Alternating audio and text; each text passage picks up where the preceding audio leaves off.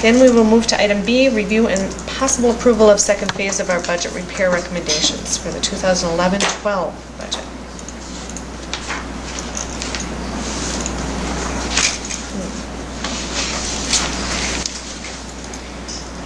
So as we look at this, we see there were some changes made. Yes. So the Tier 1 reductions and additions you had approved at the last board meeting. So we do need to move into the Tier 2 reductions and hopefully know deeper than this, but again, we'll know more once additional information comes out from the state. So we currently have 3 Title I reading teachers that are funded through ARA and the reading position at the middle school. And we are recommending that those 4 positions be eliminated. And then in replacement, to assist with some of the concerns over about making sure that there is enough support for teachers and that classroom instruction is happening in the classroom, we have decided that it's probably in our better interest to hire special needs teachers for our 3 largest in-town schools that have the EBD programs. Currently, if there are 2 or 3 students who are having emotional problems, we don't have the manpower to necessarily be able to address that, even with the aides that also accompany that program. And being able to set up a program where there's always a teacher who is in a classroom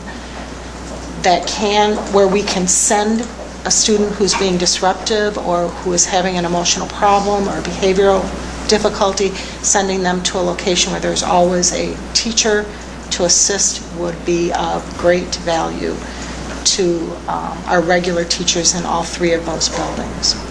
And I wish we could say that the problems of our littlest students were easy to solve, but I think what we're seeing more and more is that they become more difficult to solve.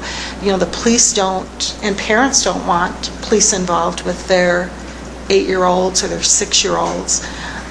Human Services doesn't really prefer to get involved with kids at that age. So there is a great burden on our elementary principals and the teachers working with that program to do their best to be working with those students. Sometimes as kids get older, you're able to reason with them more, and there are additional support services that come into play from outside the school district. So again, from continued discussion as an administrative team, we felt that's where we probably need to put our extra effort, and that will ultimately improve what's happening in the classroom and provide the regular classroom teacher with more time to work with kids who, again, need help, not who need control.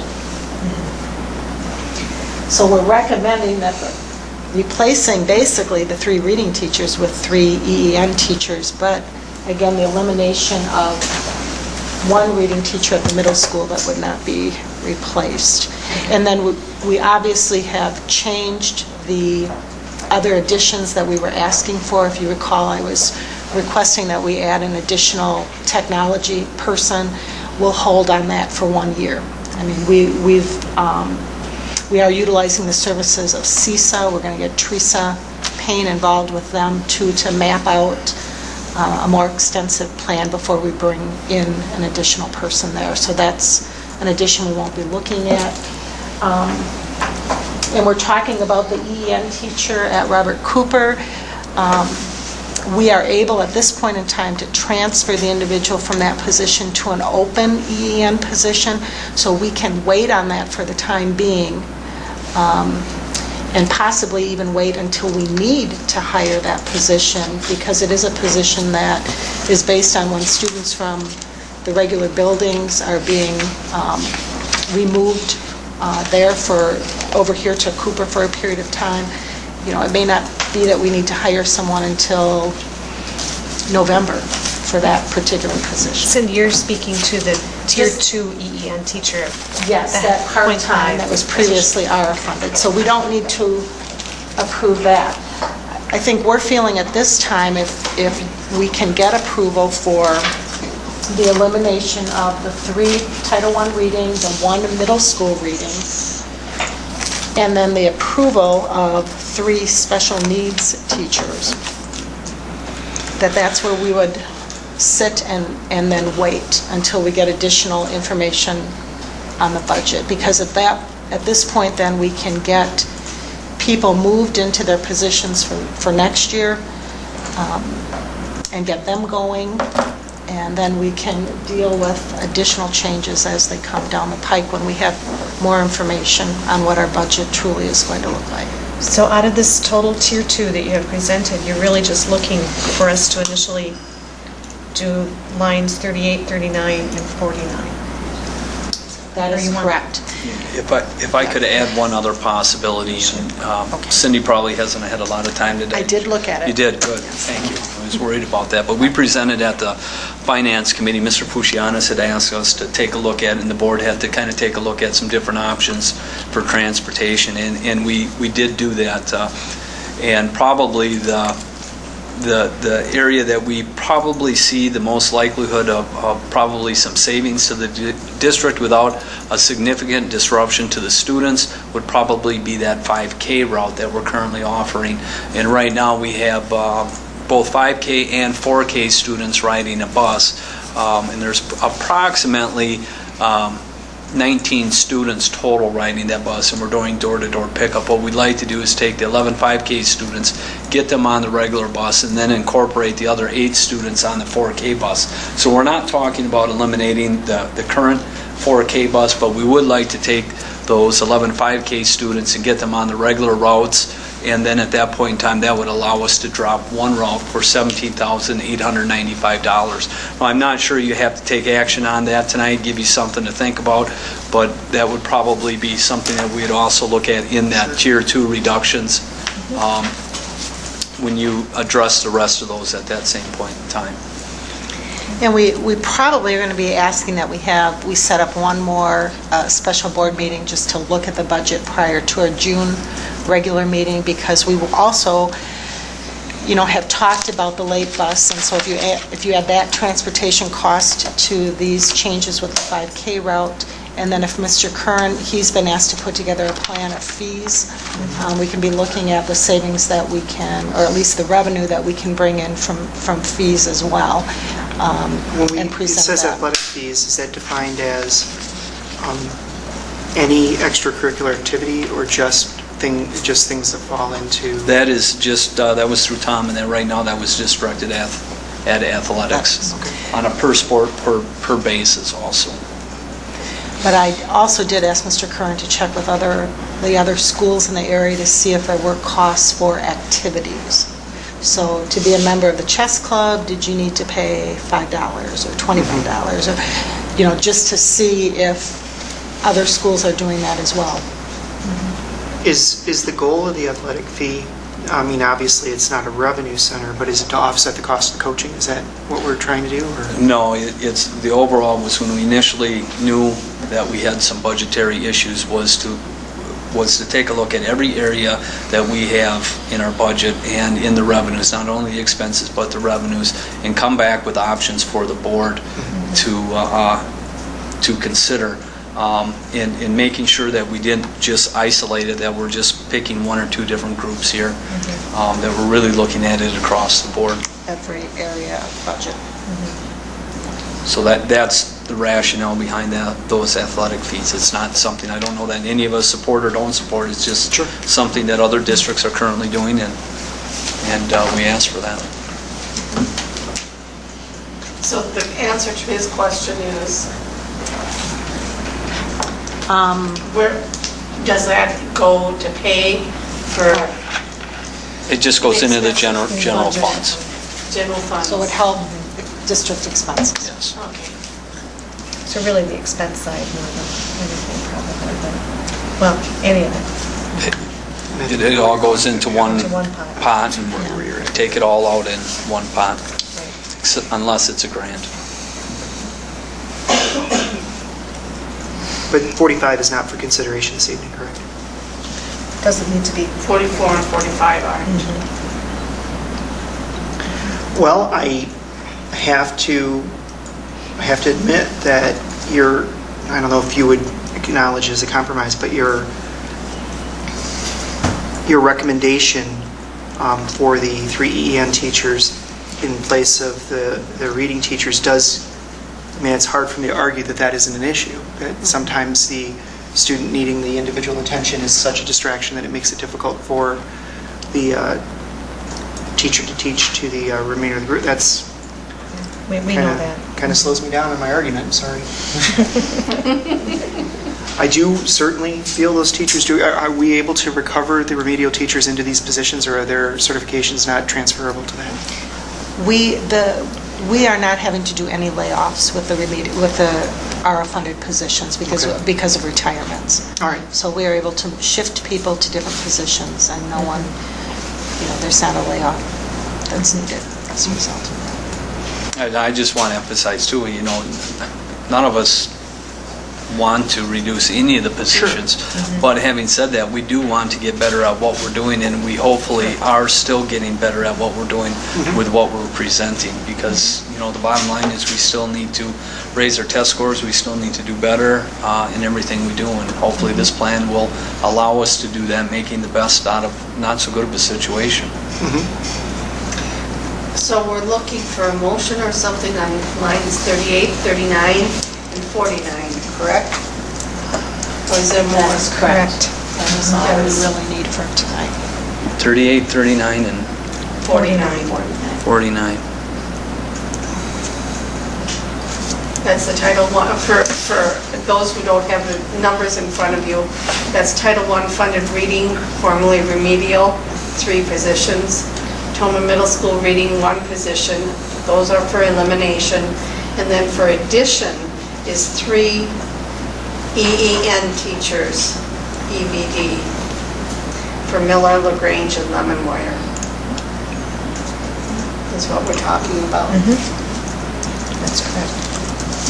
And I'd just like to say, Mr. Fuscianis, I entirely share your concern. It makes me wince when I see elimination of 3 reading teachers. I don't think there are very few areas as important as that. I guess the only reason I'm at least open to it at this point is I have been led to believe that they have had the remedial reading program in place for quite a while without significant improvement, and they're implementing the Daily 5. Now they're adding these EBD teachers, and intuitively and empirically, I didn't believe that the elimination of 2 positions, now it's 3. It was a little bit easier when it was just 2. You've made it harder.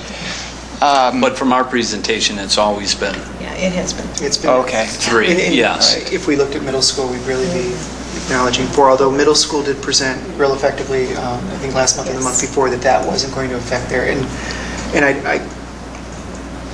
with this, I thank you, Mr. Mullen, for allowing me that grace to really have the trepidation here. But that gives me a little bit more comfort that we are still offering additional support to these teachers so they can continue. Exactly. I mean, even though I'm willing to accept the elimination of those positions, I'd still be prepared to spend more money there. I mean, I think it's that important, and if there are issues and something is proposed that they think this is what we can do that's even better for the remedial reading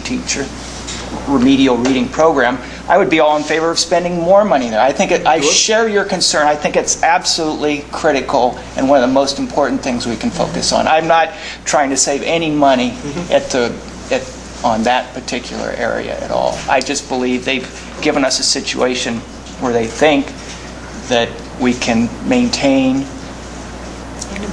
and improve, even with, it may sound counterintuitive, even with the elimination of a few positions there. I think we've taken a lot of steps forward in the assessment area and really how critically they're going to look at that. And I think that's going to keep us informed of where we're at. And so, of course, if that becomes an issue, that's where we want what we know. May I also add, as a parent of an incoming 8th grader, and I'm fortunate, I understand that, I'm thankful every day that that as we went through the reading process, that my daughter has been able to read and actually reads very well.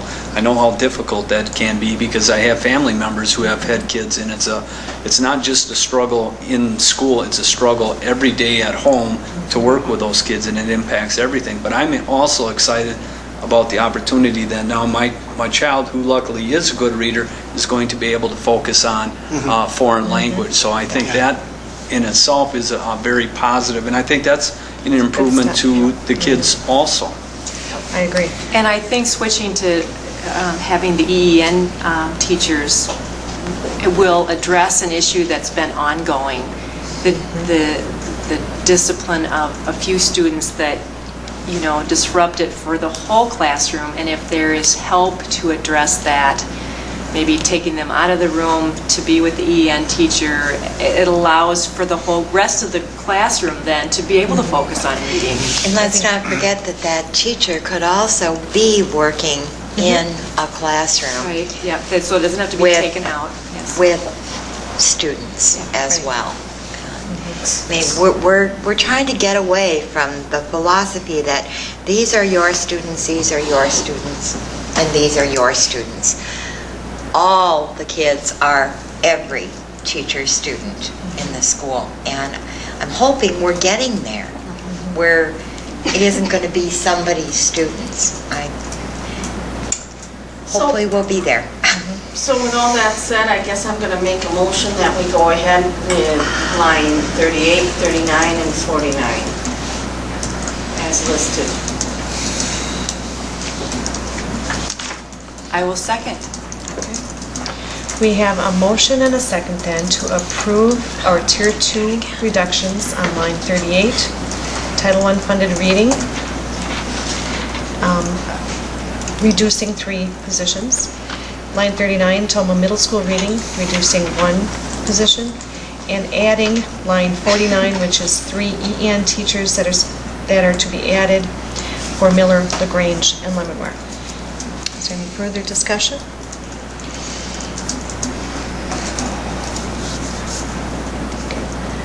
We will do a roll call vote.